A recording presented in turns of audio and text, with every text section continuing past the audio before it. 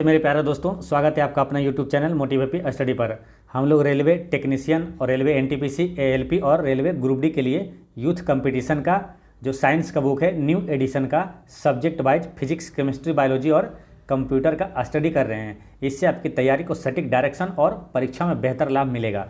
इस वीडियो में केमिस्ट्री का क्लास 9 वीडियो देखेंगे। जो लोग पीछे का वीडियो नहीं देखें वो प्ले लिस्ट में जाकर जरूर देख लीजिएगा। फिजिक्स, केमिस्ट्री, बायोलॉजी सभी का अलग अलग प्ले लिस्ट बना हुआ है, ठीक है। तो जो भी रेलवे का कोई भी फॉर्म अप्लाई किए हैं, इस बुक को पढ़ना और अच्छे से साइंस का स्टडी करना सबसे ज़्यादा बेहद ज़रूरी है। इसलिए ये सब क्लास एक भी कोई भी मिस ना करें। तो चलिए शुरू करते हैं। पहला क्वेश्चन है कि निम्न में से कौन सा आयनिक यौगिक नहीं है। तो आयनिक यौगिक इसमें कौन सा नहीं है, तो इसका करेक्ट आंसर है CO2। ये आयनिक यौगिक नहीं है, ठीक है। बाकी कैल्शियम क्लोराइड ये आयनिक यौगिक है, सोडियम क्लोराइड आयनिक यौगिक है और मैग्नीशियम क्लोराइड ये आयनिक यौगिक है। देखिए यहाँ समझिए कि वे रासायनिक यौगिक जिनमें आयनिक आबंधों के द्वारा जुड़कर एक जालक संरचना का निर्माण करते हैं उन्हें आयनिक यौगिक कहा जाता है, ठीक है। फिर समझिए, वे रासायनिक यौगिक जिनमें आयनिक आबंधों के द्वारा जुड़कर एक जालक संरचना का निर्माण करते हैं उन्हें आयनिक यौगिक कहा जाता है। जैसे सोडियम क्लोराइड है ना, एवं मैग्नीशियम क्लोराइड आयनिक यौगिक है। कैल्शियम क्लोराइड CaCl2 जो है ये आयनिक यौगिक है। अतः कार्बन डाइऑक्साइड ये आयनिक यौगिक नहीं है ना। CO2 जो है ये आयनिक यौगिक नहीं है। तो इसका करेक्ट आंसर हो गया ऑप्शन नंबर डी, ठीक है, CO2। देखिए CO2 काफ़ी महत्वपूर्ण है, इससे एग्जाम में कई क्वेश्चन पूछा जाता है, ठीक है। तो इसलिए इसके बारे में जितने भी महत्वपूर्ण प्रश्न पूछा जाता है वो सभी आपको याद रखना है। एक प्रश्न अति महत्वपूर्ण याद रखना है कि ग्लोबल वार्मिंग के लिए है ना, वैश्विक जो तापमान बढ़ाने में सबसे ज़्यादा जिम्मेदार गैस कौन सा है, तो कार्बन डाइऑक्साइड ही है, ठीक है। आग बुझाने में किस गैस का प्रयोग किया जाता है, मुख्य रूप से तो कार्बन डाइऑक्साइड का प्रयोग किया जाता है। और एक क्वेश्चन आएगा कि शुष्क बर्फ के रूप में किसे जाना जाता है, तो ठोस कार्बन डाइऑक्साइड को ही शुष्क बर्फ के रूप में जाना जाता है। एक प्रश्न आएगा इससे ये कि वायुमंडल में कार्बन डाइऑक्साइड कितना प्रतिशत है। ये काफ़ी महत्वपूर्ण है, कई बार एग्जाम में पूछा गया। वायुमंडल में CO2 कितना प्रतिशत है, 0.0% है, ठीक है। ये ध्यान रखना है ना। ऑप्शन में 0.3 भी रहेगा, लेकिन ध्यान रखना है 0.03% वायुमंडल में कार्बन डाइऑक्साइड है, ठीक है। चलिए नेक्स्ट क्वेश्चन है, निम्नलिखित में से उच्चतम संयोजकता वाले तत्व का चयन कीजिए। देखिए एक होता है संयोजी इलेक्ट्रॉन, एक होता है संयोजकता, ठीक है। देखिए जो इलेक्ट्रॉनिक विन्यास निकालते हैं तो बाह्यतम कोश में जो उपस्थित रहता, मान के चलिए किसका पूछा है, जैसे कि यहाँ नाइट्रोजन है, ठीक है। तो नाइट्रोजन है, तो नाइट्रोजन की परमाणु संख्या कितना है, 7 है। तो इसको इलेक्ट्रॉनिक विन्यास लिखेंगे 2 और 5। तो ये जो 5 है लास्ट में जो अंतिम कक्षा में जो उपस्थित होता है वो संयोजी इलेक्ट्रॉन होता है, ठीक है। लेकिन ऑक्टेव बनाने के लिए जितनी इलेक्ट्रॉन की आवश्यकता होती है वो संयोजकता कहलाता है, ठीक है। जैसे ऑक्टेव यानी कि 8 पुराना है ऑक्टेव होता है, तो 8 इसमें क्या करना है, या तो ये 5 को 5 ये देगा, या तो इधर 3 इधर ये ग्रहण करेगा, ठीक है। तो देखिए इसमें क्या है, 5 में 3 जुटेगा ना तो 8 हो जाएगा। तो या तो 3 इधर से लेगा या तो 5 इधर देगा, 8 हो जाएगा, ठीक है, ऑक्टेव बन जाएगा। तो इसमें आसान क्या होता है, जो छोटी संख्या है यानी कि 3 है वो ले लेगा, ठीक है। 5 ये त्यागेगा नहीं, ठीक है। 5 ये ज़्यादा बड़ा है तो इसको त्याग ना करके ये 3 लेगा। तो इसकी आवश्यकता कितनी है, 3 है। संयोजकता इसकी कितनी हो जाएगी, 3 हो जाएगी, ठीक है। तो इस तरह से संयोजकता आप निकालते हैं, ठीक है। तो उच्चतम संयोजकता वाला पूछा है, तो इसमें कितना है, संयोजकता 3 है, ठीक है। इसका देखते हैं, एल्युमिनियम की बात करें तो एल्युमिनियम की परमाणु संख्या इसी तरह सबका निकालिएगा, ठीक है। इलेक्ट्रॉनिक विन्यास परमाणु संख्या इसका एल्युमिनियम की कितना है, 13। तो इसको निकालेंगे 2 और 8 और 3 13, ठीक है। तो इसका संयोजकता कितना है, इसको ये भी 3 ये 3 देगा है ना, उधर से 5 और 3 होगा तो ये 3 देगा, संयोजकता इसकी 3 हो जाती है, ठीक है। तो इसका फिर लिथियम का देखते हैं, तो 2 लिथियम का परमाणु संख्या 3 होता है, तो 2 और 1 ये क्या करेगा, 1 देगा। इसकी संयोजकता कितना, 1 है। कैल्शियम की बात करें, कैल्शियम का 20 होता है, 2 8 और 2 ये 2 त्याग करेगा, ठीक है। इसकी संयोजकता 2 है। तो इसमें एल्युमिनियम का 2 8 10 3 13, तो इसमें इसका आंसर हो जाएगा क्या, ऑप्शन नंबर ए ही हो जाएगा, फर्स्ट वाला, ठीक है, नाइट्रोजन है ना। इसका करेक्ट आंसर है ऑप्शन नंबर ए। नेक्स्ट है कि कार्बन सिलिकॉन की तुलना में अधिक श्रृंखलन प्रवृत्ति प्रदर्शित करती है, निम्न में से कौन सा अभिकथन दिए गए कथन की सही व्याख्या करता है। तो देखिए क्वेश्चन फिर समझिए एक बार कि कार्बन सिलिकॉन की तुलना में अधिक श्रृंखलन प्रवृत्ति प्रदर्शित करता है, निम्न में से कौन सा अभिकथन दिए गए कथन की सही व्याख्या करता है। तो इसका करेक्ट आंसर है ऑप्शन नंबर सी कि सिलिकॉन की तुलना में कार्बन के छोटे आकार के कारण कार्बन कार्बन बंध सिलिकॉन बंध से प्रबल होता है, ठीक है। तो यहाँ पर आंसर क्या हो गया, ऑप्शन नंबर सी, ठीक है। कार्बन सिलिकॉन की तुलना में अधिक श्रृंखलन प्रवृत्ति प्रदर्शित करता है, निम्न में से कौन सा अभिकथन दिए गए कथन की सही व्याख्या करता है। तो सिलिकॉन की तुलना में कार्बन के छोटे आकार के कारण कार्बन कार्बन बंध सिलिकॉन बंध से प्रबल होता है ना। तो ये ध्यान रखना है, ठीक है। बात करते क्या आपका कार्बन से याद रखना है आपको क्या, देखिए कार्बन का अपरूप है पूछा जाता है, तो ध्यान रखना है ग्रेफाइट, हीरा, कोयला और फुलेरिन ये कार्बन का अपरूप है। और सिलिकॉन से आएगा आपको क्या, सिलिकॉन में ध्यान रखना है एक अर्धचालक है, सिलिकॉन जर्मेनियम ये क्या अर्धचालक है और उपधातु भी है ये, ठीक है। नेक्स्ट है, इसको यहाँ भी वही चीज़ें लिखा हुआ, ठीक है। नेक्स्ट है आयनिक यौगिकों में विद्युत चालकता के संबंध में इनमें से कौन सा कथन सही है। आयनिक यौगिकों में विद्युत चालकता के संबंध में कौन सा कथन सही है। तो आयनिक यौगिकों में क्या था, आयनिक यौगिक गलित अवस्था में विद्युत का चालन करते हैं किंतु ठोस अवस्था में नहीं करते हैं। याद रखना है आयनिक यौगिक जो है गलित अवस्था में विद्युत का चालन करता है लेकिन ठोस अवस्था में नहीं करता है। नेक्स्ट है क्वेश्चन नंबर 405, ठीक है। यहाँ पर देखिए पढ़ सकते हैं थोड़ा कि आयनिक यौगिक गलित अवस्था में विद्युत का चालन करते हैं किंतु ठोस अवस्था में नहीं करते हैं, अतः आयनिक यौगिकों में विद्युत चालकता के संबंध में कथन भी सही है। नेक्स्ट है निम्न में से किसमें सहसंयोजी बंध नहीं होंगे, सहसंयोजी बंध नहीं होंगे किसमें। तो इसका करेक्ट आंसर है मैग्नीशियम क्लोराइड। मैग्नीशियम क्लोराइड में सहसंयोजी बंध नहीं होंगे, बाकी अमोनिया में है, मीथेन में है, ऑक्सीजन में सहसंयोजी बंध होंगे, ठीक है। इसका डिस्कशन देखते हैं। मैग्नीशियम क्लोराइड में सहसंयोजक बंध नहीं होंगे, इसमें मैग्नीशियम और क्लोरीन वैद्युत संयोजक बंध बनाते हैं। सहसंयोजी आबंध वह रासायनिक आबंध है जिनके परमाणुओं के बीच इलेक्ट्रॉनों का साझा होता है, ठीक है। फिर समझिए, देखिए सहसंयोजी आबंध वह रासायनिक आबंध है जिनके परमाणुओं के बीच इलेक्ट्रॉनों का साझा होता है, ठीक है। तो इसका करेक्ट आंसर क्या हो गया था, मैग्नीशियम क्लोराइड जो है सहसंयोजी बंध नहीं है, ठीक है। इसमें क्या है, इसमें मैग्नीशियम और क्लोरीन जो है वैद्युत संयोजक बंध बनाते हैं। नेक्स्ट है N2 के अणुओं में डैश होता है, तो नाइट्रोजन के अणुओं में क्या होता है। तो नाइट्रोजन के 2 परमाणुओं के बीच तिहरा बंध होता है, नाइट्रोजन के 2 परमाणुओं के बीच तिहरा बंध होता है, ठीक है। नाइट्रोजन आवर्त सारणी के समूह 15 का अधातु तत्व है। यह एक रंगहीन, गंधहीन और स्वादहीन गैस है जो पृथ्वी के वायुमंडल में सबसे अधिक मात्रा में पाया जाने वाला तत्व कौन सा है, तो नाइट्रोजन ये 78% पाया जाता है और सभी जीवित पदार्थों का एक घटक है। नाइट्रोजन के 2 परमाणुओं के बीच तिहरा बंध होता है। नाइट्रोजन की खोज ये किसने किया था, रदरफोर्ड ने किया था, है ना।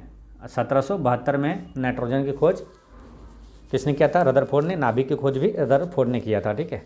नेक्स्ट है निम्न में से किस यौगिक में केवल एक कार्बन कार्बन एकल आबंध होता है। एक कार्बन कार्बन केवल एक कार्बन कार्बन एकल आबंध होता है, तो वो होता है किसमें, एथेन में, ठीक है। एथेन यौगिक में केवल एक कार्बन कार्बन एकल आबंध होता है। एथेन का रासायनिक सूत्र C2H6 है ना, C2H6 है ये एथेन का रासायनिक सूत्र। नेक्स्ट है इनमें से कौन से आबंध हाइड्रोकार्बन के कार्बन कार्बन परमाणुओं के बीच बनते हैं। इनमें से कौन से आबंध हाइड्रोकार्बन के कार्बन कार्बन परमाणुओं के बीच बनते हैं? तो सहसंयोजी आबंध। ठीक है, एक बार फिर समझिए, इनमें से कौन सा आबंध जो है हाइड्रोकार्बन के कार्बन कार्बन परमाणुओं के बीच बनते हैं? तो सहसंयोजी आबंध।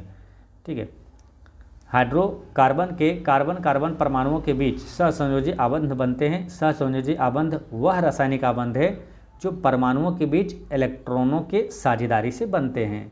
ठीक है, परमाणुओं के बीच इलेक्ट्रॉनों की साझेदारी से बनता है। नेक्स्ट है, साइक्लोहेक्सेन में कार्बन कार्बन बंध और कार्बन हाइड्रोजन बंध हैं। इस प्रकार कुल डैश सहसंयोजी बंध हैं। तो इसमें कुल कितना सहसंयोजी बंध है ये पूछा है। ठीक है, तो इसका करेक्ट आंसर है ऑप्शन नंबर बी। ठीक है, साइक्लोहेक्सेन। ठीक है, साइक्लोहेक्सेन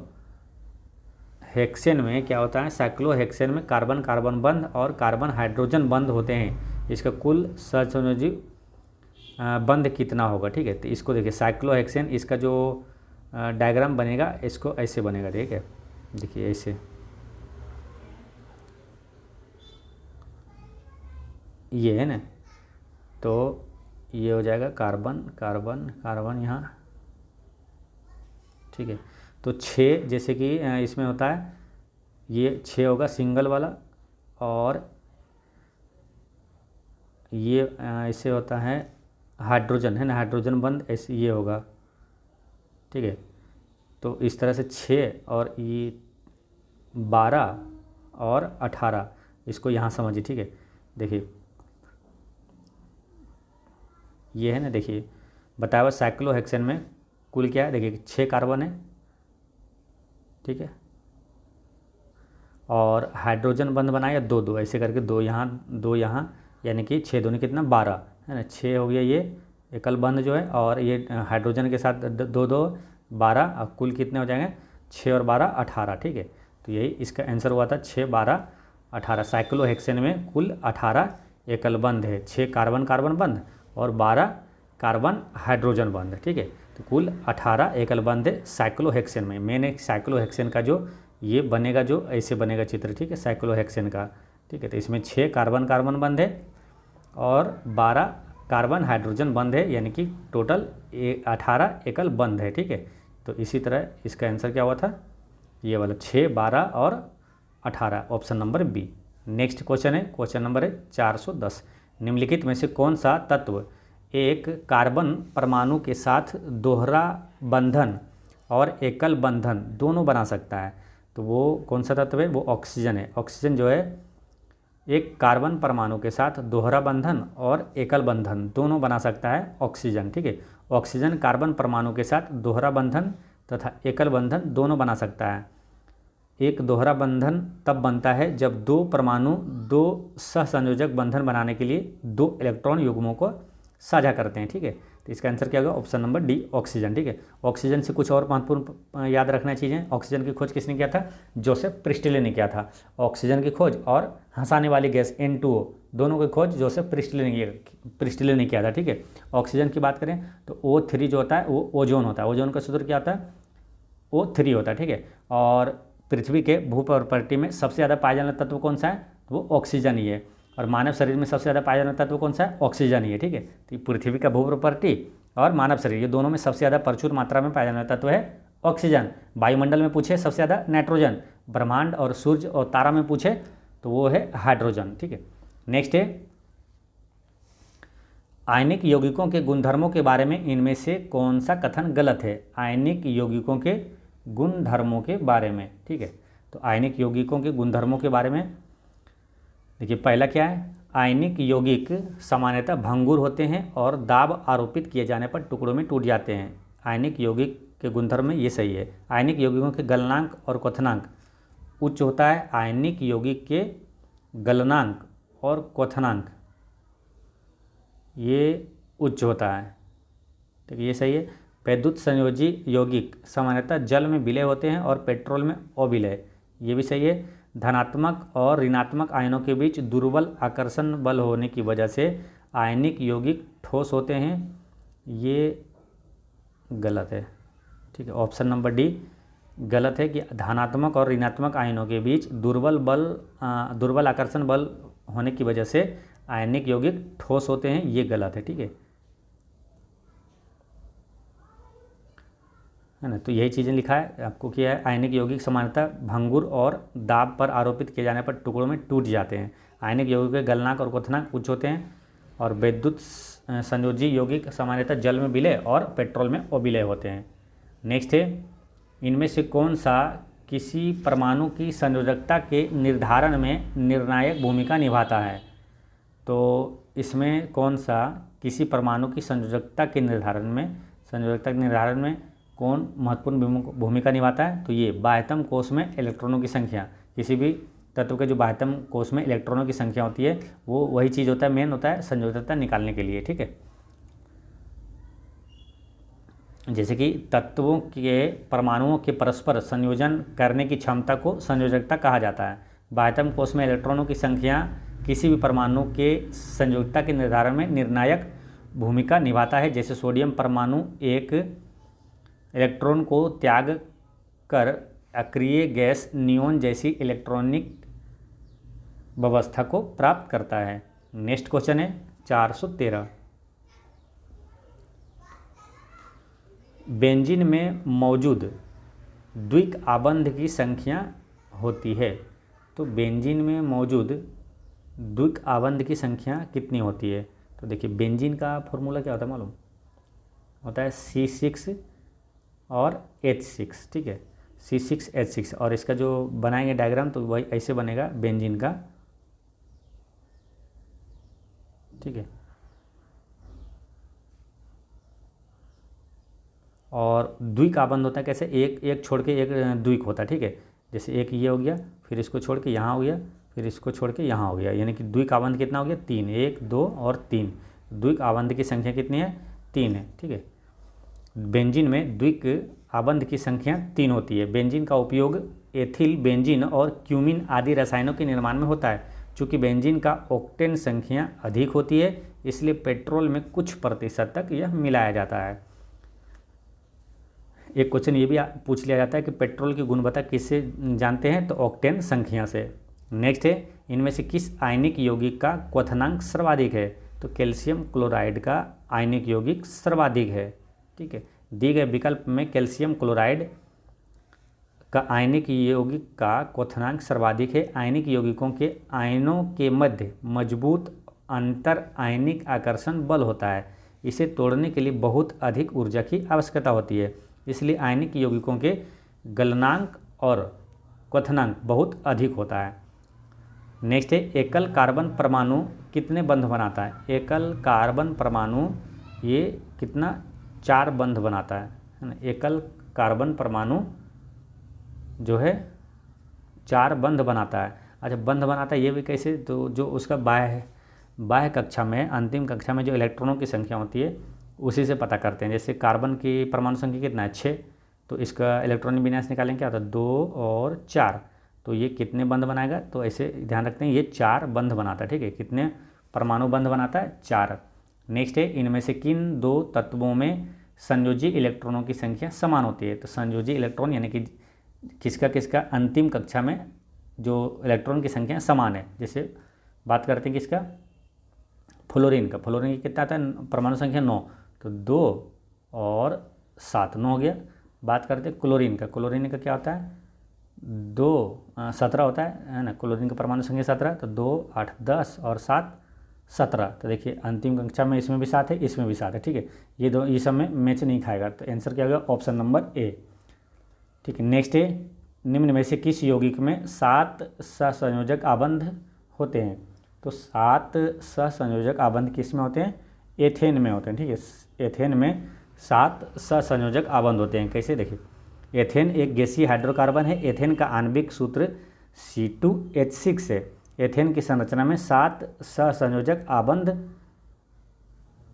है, ये जो कि यह संरचनात्मक है। देखिए एथेन क्या बोला? C2 है ना, मतलब C2 को 1 और 2 हो गया, और H6 यानी 1, 2, 3, 4, 5, 6, C6 हो गया। अब बोला कि कितना आबंध होते हैं? ठीक है। तो वो गिनती कर लीजिए कितने सहसंयोजक आबंध होते हैं। तो 1 2 3 4 5 6 7 है ना। तो 7 सहसंयोजक आबंध होते हैं किसमें, एथेन में। नेक्स्ट है, डैश की वजह से आयनिक यौगिकों के गलनांक और क्वथनांक अत्यधिक होता है। तो किसके वजह से, तो किसके वजह से आयनिक यौगिकों के गलनांक और क्वथनांक अत्यधिक होता है। दुर्बल अंतर आयनिक आकर्षण को भंग करने के लिए ऊर्जा की थोड़ी मात्रा की आवश्यकता है। ये वाला नहीं होगा। दुर्बल अंतर आयनिक आकर्षण को भंग करने के लिए ऊर्जा की बड़ी मात्रा की आवश्यकता होगा। ये भी इसका सटीक आंसर नहीं है।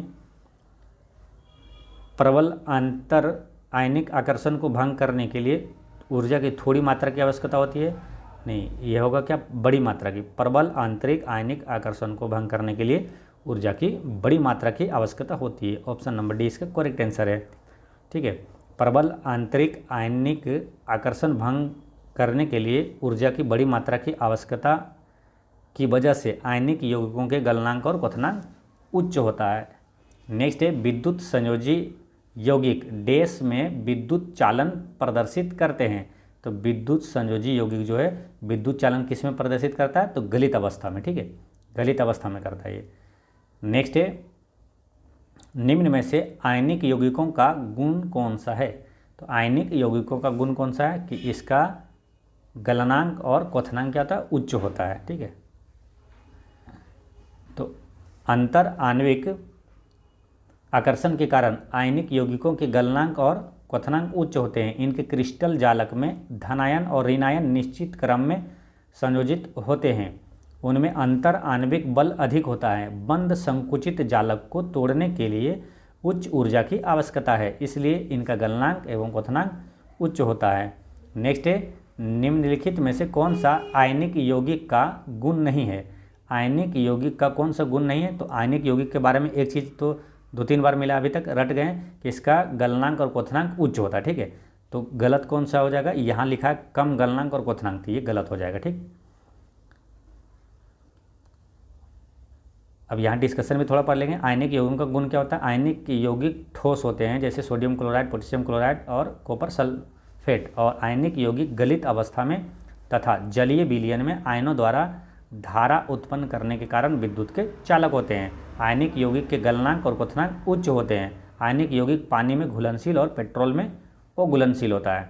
नेक्स्ट है, ग्रेफाइट परमाणु में संयोजी इलेक्ट्रॉन की संख्या कितनी है। तो ग्रेफाइट किसका अपरूप है, कार्बन का। ठीक है, कार्बन का निकालेंगे क्या होता है, 2 और 4 है ना। कार्बन की परमाणु संख्या 6, तो इसका संयोजी इलेक्ट्रॉन कितना है, 4 है। ऑप्शन नंबर ए इसका करेक्ट आंसर हो जाएगा, 422 का ए है ना, 422 का ए हो गया। ठीक है, ग्रेफाइट परमाणु में संयोजी इलेक्ट्रॉनों की संख्या 4 होती है। ग्रेफाइट कार्बन का एक अपरूप है। ग्रेफाइट का उपयोग पेंसिल की लेड बनाने में, मशीनों में स्नेहक के रूप में और न्यूक्लियर रिएक्टर में मंदक के रूप में ग्रेफाइट का प्रयोग किया जाता है। ये क्वेश्चन ये भी ध्यान रखना है कि एकमात्र अधातु जो कि विद्युत का सुचालक है वो कौन सा है, वो ग्रेफाइट ही है। नेक्स्ट है, बड़े परमाणुओं वाले तत्वों में से बने बंध डैश होते हैं। तो बड़े परमाणुओं वाले तत्वों से बने बंध बहुत कमज़ोर होते हैं। ठीक है, देखिए बड़े परमाणुओं वाले तत्वों से बने बंध बहुत कमज़ोर होते हैं, क्योंकि परमाणु का आकार जितना बड़ा होगा बंध तोड़ने के लिए नाभिक से उतनी ही कम ऊर्जा आपूर्ति की जाएगी। नेक्स्ट है, आयनिक यौगिकों में आयन एक दूसरे को आकर्षित करते हैं और मजबूत डैश द्वारा जुड़े होते हैं। तो आयनिक यौगिकों में आयन एक दूसरे को आकर्षित करते हैं और मजबूत वैद्युत स्थैतिक बलों द्वारा जुड़े होते हैं। मजबूत विद्युत स्थैतिक बलों द्वारा जुड़े होते हैं। ठीक है, देखिए यहाँ पे पढ़िए कि आयनिक यौगिकों में आयन एक दूसरे को आकर्षित करते हैं और मजबूत विद्युत स्थैतिक बलों द्वारा जुड़ते हैं। वे एक दूसरे को उनके विपरीत आवेशों द्वारा आकर्षित होते हैं। नेक्स्ट है कि बेंजीन में सिग्मा और पाई आबंध की संख्या कितनी है। तो इसमें पूछा क्या, बेंजीन में। तो बेंजीन का सूत्र क्या होता है, C6 और H6। ठीक है, तो इसका करेक्ट आंसर यहाँ पर बेंजीन में सिग्मा पूछा कितना और पाई आबंध की संख्या कितना है, तो सिग्मा है 12 और पाई 3 होगा। ठीक है, इसको यहाँ समझिए। देखिए, बेंजीन रंगहीन मीठी गंध वाला एक अत्यंत ज्वलनशील द्रव है जिसका अणुसूत्र होता है C6H6 होता है। बेंजीन का संरचना सूत्र एवं बेंजीन में पाए जाने वाले सिग्मा और पाई बंधों की संख्या निम्न दिया हुआ है। ठीक है, इसमें जब C6 और H6 करेंगे तो ये होगा। देखिए कितना पाई बंध बोला, पाई बंध कितना हो जाएगा, 3 हो जाएगा। जैसे कि ये जो है ना, ये संरचना है, तो यहाँ देखिए डबल डबल जो है, ये देखिए यहाँ यहाँ और यहाँ, ये 3 पाई बंद हो गया। सिग्मा बंद बोला तो सिग्मा बंद हो जाएगा कितना, 12 है ना।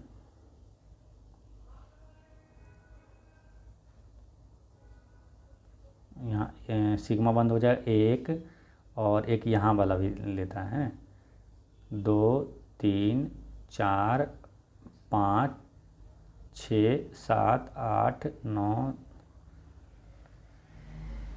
10 11 12 है ना। 12 बंद सिग्मा है, 12 सिग्मा बंद है। और मतलब ऐसे समझिए 6 सिग्मा बंद कहाँ कहाँ लगती है, 6 इसकी जो भुजा है ना, 6 जो ये पॉइंट है, बिंदु है ना, तो 12 टोटल हो गया है ना। तो 12 सिग्मा बंद है और 3 पाई आबंध है, जो कि डबल वाला, डबल बॉन्ड वाला है। ठीक है, डबल बॉन्ड वाला जो होता है वो पाई बंद होता है। ठीक, तो इसका करेक्ट आंसर हो गया ऑप्शन नंबर ए, इसका करेक्ट आंसर है। बेंजीन में क्या होता है, C6 दिया और H6। ठीक है, तो बेंजीन में सिग्मा कितना हो गया, 12, अब पाई बंद हो गया कितना, 3।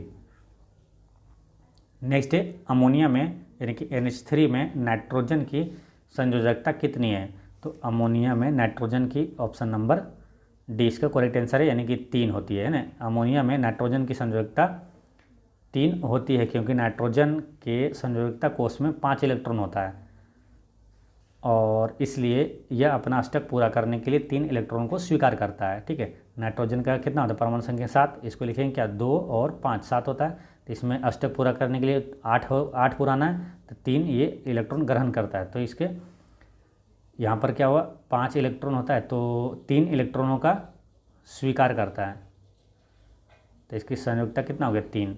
नेक्स्ट है वह तत्व जिसके अणुओं में 3 संयुक्त इलेक्ट्रॉन होते हैं का एक उदाहरण है। वह तत्व जिसके अणुओं में 3 संयुक्त इलेक्ट्रॉन होते हैं वो कौन सा है, वो एल्युमिनियम। इसका करेक्ट आंसर है ऑप्शन नंबर डी। एल्युमिनियम का परमाणु संख्या कितना होता है, 13 होता है। ठीक है, इसका इलेक्ट्रॉनिक विन्यास निकालेंगे, 2 8 10 और 3 13। संयोजी इलेक्ट्रॉन कितना है, 3 होता है ना। तो पूछा कि 3 संयुक्त इलेक्ट्रॉन होता है किसमें, एल्युमिनियम में।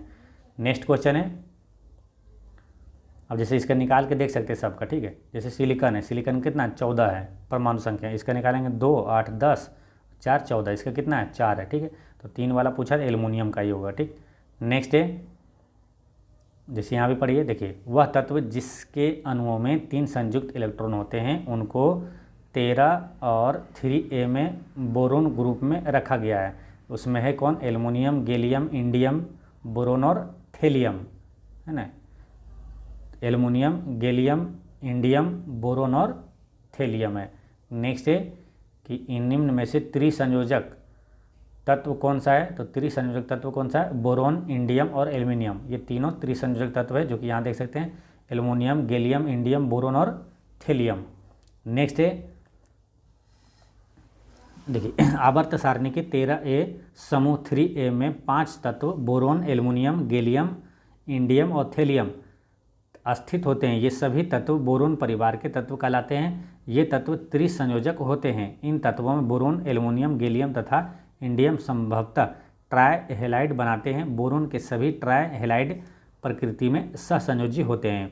नेक्स्ट है फास्फोरस के एक परमाणु में कितने संयोजी इलेक्ट्रॉन होते हैं, तो फास्फोरस के एक परमाणु में कितने संयोजी इलेक्ट्रॉन होते हैं, तो इसमें 5 संयोजी इलेक्ट्रॉन होते हैं। ठीक है, तो फास्फोरस की परमाणु संख्या कितनी है? 5 है, ठीक है, 15, ठीक है। और संयोजी इलेक्ट्रॉन है, संयोजी इलेक्ट्रॉन इसमें 5 हो जाएगा, इसका परमाणु संख्या 15 है, जैसे 2, 8, 10 और 5, 15 है। तो संयोजी इलेक्ट्रॉन अंतिम कक्षा में जो उपस्थित इलेक्ट्रॉन होती है तो वो होता है संयोजी इलेक्ट्रॉन। तो कितना हो गया? 5 हो गया। ऑप्शन नंबर डी इसका करेक्ट आंसर है। नेक्स्ट है NH4 के होल 2 और SO4 के एक अणु में कितने परमाणु होते हैं? यानी अमोनियम सल्फेट में के एक अणु में कितने परमाणु होते हैं? तो एक अणु में पूछे कितने परमाणु होते हैं, तो इसमें गिन लेना है तत्व जो है, जो भी है वो कितना है। जैसे कि नाइट्रोजन किए हुए है, हाइड्रोजन इसमें कितना है, तो जैसे गिनेंगे, देखिए अंदर में देखिए ब्रैकेट के अंदर हाइड्रोजन 4 है और एक नाइट्रोजन कितना हुआ? 5, और होल 2 किया तो 5 दूनी कितना हुआ? 10 हो गया, ठीक है। अब इसमें ऑक्सीजन कितना है? 4, और सल्फर कितना? 1 है, तो कितना हो गया? 10 × 14 15। तो आंसर क्या हो गया? ऑप्शन नंबर बी इसका 15 हो गया। नेक्स्ट है यदि एल्युमिनियम की संयोजकता 3 और ऑक्सीजन की 2, तो एल्युमिनियम ऑक्साइड का रासायनिक सूत्र क्या होगा? तो देखिए होता क्या है, एल्युमिनियम का संयोजकता 3 है, ठीक है, इसका 3 है, और ऑक्सीजन का है 2 है। तो जब इसका यौगिक बनता है ना, तो ये क्या होता है, ये वाला जो है ये उल्टा ऐसे एक दूसरे के उल्टा हो जाता है, ठीक है। यानी कि Al2 इसमें 2 जो है इसमें आएगा Al2 और O में आ जाएगा ये 3, ठीक है। एल्युमिनियम वाला जो है इधर चला जाएगा और ऑक्सीजन वाला इधर आ जाएगा, ठीक है। तो फॉर्मूला क्या बन जाएगा? Al2O3, ठीक है। ऑप्शन नंबर डी में इसका करेक्ट आंसर है, ठीक। यहाँ भी थोड़ा डिस्कशन भी देख लेंगे। यदि एल्युमिनियम की संयोजकता 3 है और ऑक्सीजन की 2 है, तो एल्युमिनियम ऑक्साइड का रासायनिक सूत्र क्या हो जाएगा? Al2O3 होगा। तो ये ज्ञात है कि एल्युमिनियम का परमाणु क्रमांक 13 एवं परमाणु भार इतना है 26.98, और एल्युमिनियम पृथ्वी पर सर्वाधिक मात्रा में उपलब्ध धातु है। यानी सबसे ज़्यादा पाया जाना धातु कौन सा है? तो एल्युमिनियम ही है। बॉक्साइट, कोरोंडम, फेल्सपार आदि इनके प्रमुख अयस्क है। एल्युमिनियम का नम वायु में संक्षारण होता है, जिससे इस पर एल्युमिनियम ऑक्साइड की कठोर परत चढ़ जाती है। नेक्स्ट क्वेश्चन है 432। Al2O3 में एल्युमिनियम की संयोजकता क्या है? तो एल्युमिनियम का क्या हो जाएगा? अभी बताया, देखिए उल्टा यहाँ किया हुआ है। एल्युमिनियम का संयोजकता क्या होगा? इसका हो जाएगा 3 वाला, है ना, और ऑक्सीजन का 2 हो जाएगा, तभी इसकी ये फॉर्मूला बनता है। एल्युमिनियम का यहाँ क्या हो जाएगा? 3 हो जाएगा, है ना। आंसर क्या हो जाएगा? Option number A. नेक्स्ट है एक तत्व ए फॉर्मूला A3O4 के साथ ऑक्साइड बनाता है, तो तत्व ए की संयोजकता क्या होगा? तो ए का जो यौगिक बनाता है, ए का क्या होगा? दूसरा वाला, यानी 4 होगा, है ना। क्या होगा? 4, और ओ का पूछेगा ऑक्सीजन का तो 3 होगा। नेक्स्ट है कार्बन डाइऑक्साइड के कार्बन की संयोजकता कितनी है? कार्बन डाइऑक्साइड में कार्बन की संयोजकता कितनी है? तो कार्बन का अगर बात करें, कार्बन की परमाणु संख्या कितनी है?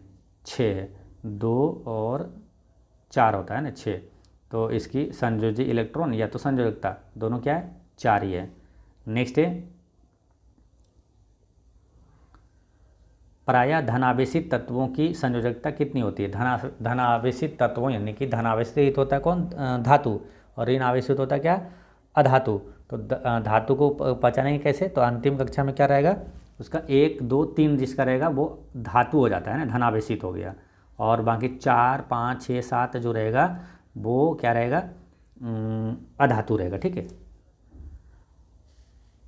ठीक है, यहाँ भी थोड़ा पढ़ते हैं। जैसे देखिए तत्वों के परमाणु द्वारा साझित इलेक्ट्रॉनों की संख्या इसकी संयोजकता कहलाती है। इसे परमाणु की संयोजन क्षमता भी कहा जाता है। उदाहरण के लिए क्लोरीन परमाणु केवल एक संयोजक इलेक्ट्रॉन को साझा कर सकता है, अतः इसकी संयोजकता 1 है। ऑक्सीजन 2 इलेक्ट्रॉन साझित कर सकता है, अतः इसकी संयोजकता 2 है। नाइट्रोजन 3 संयोजक इलेक्ट्रॉनों को साझा कर सकता है, अतः इसकी संयोजकता 3 है। कार्बन 4 संयोजक इलेक्ट्रॉनों को साझा कर सकता है, अतः इसकी संयोजकता 4 है। तो प्रायः धनावेशित तत्वों यानी कि सोडियम, मैग्नीशियम, एल्युमिनियम आदि की संयोजकता 1, 2, 3 होती है। नेक्स्ट है किसी तत्व की संयोजक शक्ति यानी क्षमता क्या कहलाती है? किसी तत्व की संयोजक शक्ति जो है वो संयोजकता कहलाती है, ठीक है, संयोजकता कहलाती है। नेक्स्ट क्वेश्चन है आपका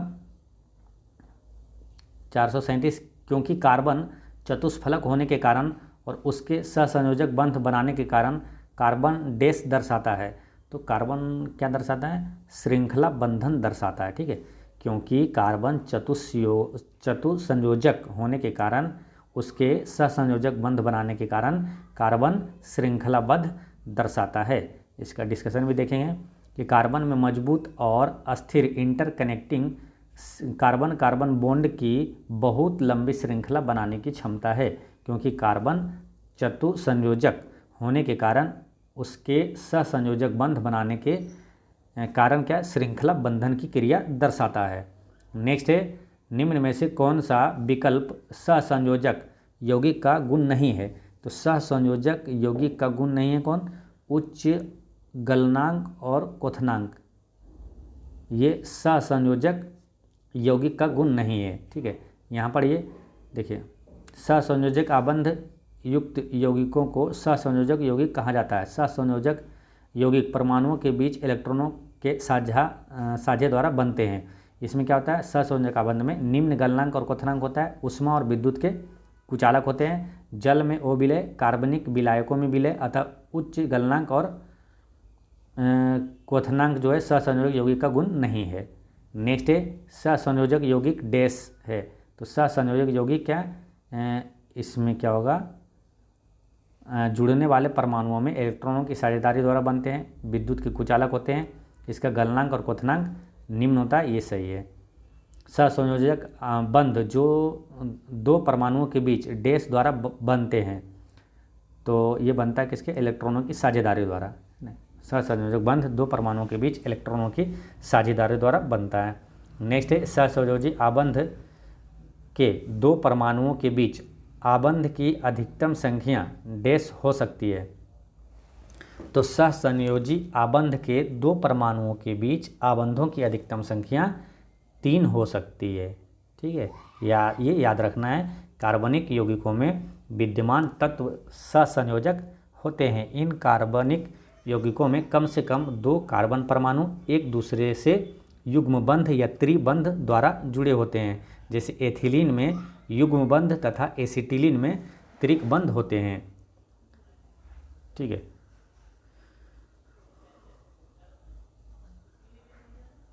जैसे कि यहाँ देख सकते हैं, ठीक है। एथिलीन जो है ये युग्मबंध है और एसिटिलीन जो है यहाँ त्रिकबंध है ना। नेक्स्ट है, क्यूपरस ऑक्साइड में कॉपर की संयोजकता क्या होती है?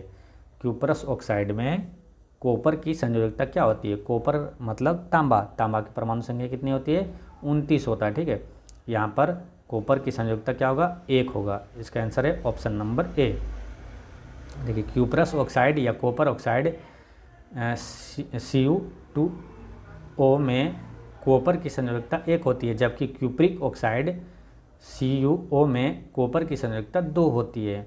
कॉपर एक संक्रमण धातु है, अतः यह परिवर्ती ऑक्सीकरण अवस्था को प्रदर्शित करता है तथा इसकी 2 संयोजकताएं 1 और 2 यानी +1 और +2 होती है, जिससे संबंधित परमाणु क्यूपरस +1 संयोजकता और क्यूप्रिक +2 संयोजकता होते हैं। नेक्स्ट है, निम्नलिखित में से किस तत्व में 3 संयोजी इलेक्ट्रॉन होते हैं? तो एल्युमिनियम में 3 संयोजी इलेक्ट्रॉन होता है, ठीक है। संयोजकता एक संख्या है जो यह प्रदर्शित करती है कि कोई परमाणु कितने इलेक्ट्रॉन प्राप्त करता है या खोता है या साझा करता है। एल्युमिनियम तत्व में 3 संयोजी इलेक्ट्रॉन होते हैं। एल्युमिनियम और ये चांदी जो है Ag की संयोजकता 1 होती है, सोना की संयोजकता 1 होती है, 1 या 3 होती है, कैल्शियम की संयोजकता 2 होती है। नेक्स्ट है, मैग्नीशियम की परमाणु संख्या 12 है, इसकी संयोजकता क्या होगी? तो देखिए, मैग्नीशियम की परमाणु संख्या इलेक्ट्रॉनिक विन्यास निकालिए 2 8 2, तो इसकी संयोजकता कितनी है? तो 2 है। 2 क्या करेगा? ये त्याग करेगा, यानी +2 होगा, ठीक है। अगर यहाँ रहता, मान के चलिए 6 रहता, सपोजिट यहाँ 6, ठीक है, तो ये क्या 2 ग्रहण करता ये, तो -2 होता, ठीक। नेक्स्ट है, अमोनिया में नाइट्रोजन की संयोजकता है, तो अमोनिया में नाइट्रोजन की संयोजकता क्या है? तो 3 होगा, ठीक है। परमाणुओं द्वारा साझा किए गए इलेक्ट्रॉनों की संख्या इसकी संयोजकता कहलाती है, इसे परमाणु की संयोजन क्षमता कहा जाता है। अमोनिया में नाइट्रोजन की संयोजकता 3 होती है। डैश एक सहसंयोजक अणु नहीं है, तो इसमें कौन एक सह संयोजक अणु नहीं है? देखिए ये क्या है, H2O, ये सह संयोजक अणु है। और ये क्या है, C, यहाँ है C और Cl4, ये सह संयोजक अणु है। और ये NH3, ये भी सह संयोजक यौगिक है। ठीक है, तो इसमें जो है ऑप्शन नंबर ए, ये सह संयोजक अणु नहीं है। ठीक है, यहाँ देख सकते हैं H2O और NH3 और CCl4 में सह संयोजक अणु है, जबकि कैल्शियम ऑक्साइड यानी ऑप्शन नंबर ए में वैद्युत संयोजक अणु है। एक या एक से अधिक इलेक्ट्रॉनों के एक परमाणु से दूसरे परमाणु में स्थानांतरण के परिणाम स्वरूप परमाणुओं के बीच गठित रासायनिक बंध को आयनिक या विद्युत संयोजक बंध कहते हैं। और ऐसे पाए जाने वाले अणुओं को विद्युत संयोजक अणु कहते हैं। जैसे सोडियम क्लोराइड है, सोडियम प्लस और प्लस में क्लोरीन माइनस। नेक्स्ट है कि ऑक्सीजन के सापेक्ष क्लोरीन की संयोजकता है। तो ऑक्सीजन के सापेक्ष क्लोरीन की संयोजकता 7 है। ठीक है, क्लोरीन की परमाणु संख्या कितनी होती है? 17 होती है, जिसका इलेक्ट्रॉनिक विन्यास 2, 8 और 7 है। इसमें 7 संयोजी इलेक्ट्रॉन है और यह सबसे बाहरी शेल है, जिसमें ऑक्टेट पूरा करने के लिए 1 इलेक्ट्रॉन की आवश्यकता होती है। अतः ऑक्सीजन के सापेक्ष क्लोरीन की संयोजकता 7 है। नेक्स्ट है कि यह तत्व X चतुर संयोजक, यानी कि इसमें 4 है संयोजकता X की, और तत्व Y जो है द्विसंयोजक यानी 2 है। जैसे कि आपको बताए थे X का 2 और यहाँ X का कितना दिया? 4 और Y का दिया कितना? 2। इन दो तत्वों द्वारा बना यौगिक क्या होगा? तो यौगिक बनेगा कैसे? तो X के साथ 2 लग जाएगा, है ना, X2, और Y के साथ लग जाएगा 4। ठीक है, इसको ऑप्शन में तो है नहीं कहीं, तो इसको काटिएगा, 2 दूनी 4, यानी 2 से 1 कटेगा, X में क्या कुछ नहीं बचेगा और Y में 2 बचेगा, 2 से कटेगा, यानी XY2। ऑप्शन नंबर सी इसका करेक्ट आंसर है। नेक्स्ट है कि लिथियम नाइट्राइट का सूत्र है। तो लिथियम नाइट्राइट क्या कहोगे? Li3, लिथियम 3 और नाइट्रोजन, है ना, तो लिथियम नाइट्राइट का सूत्र है Li3N। नेक्स्ट है कि गलत मिलान का चयन करें। तो तत्व और संयोजकता, ठीक है, तो गलत का, तो हीलियम की संयोजकता हीलियम का 0 है। ठीक है, क्योंकि ये अक्रिय गैस है। ठीक है, तो इसका 0, ये सही है। हाइड्रोजन का 1 है संयोजकता, ये सही है। ठीक है, कार्बन का 4 है, 2 और 4 होता है इसका इलेक्ट्रॉनिक मास, ये भी सही है। ऑक्सीजन का 1 लिखा है यहाँ, गलत है, क्योंकि ऑक्सीजन का परमाणु संख्या कितनी होती है? 8 होती है। तो 2 और 6 लिखाएंगे, तो इसकी संयोजकता क्या होगा? 2। ये क्या करेगा? ग्रहण करेगा, है ना, तो इसका क्या हो जाएगा? 2 -2 होगा। ठीक है, ऑक्सीजन का, लेकिन यहाँ क्या 1 दिया है, तो ये गलत है। ऑप्शन नंबर डी इसका करेक्ट आंसर है, ये गलत मिलान है। ठीक है, तो दोस्तों आज की वीडियो इतना तक ही रहने देते हैं, मिलते हैं नेक्स्ट वीडियो में। पढ़ते रहे।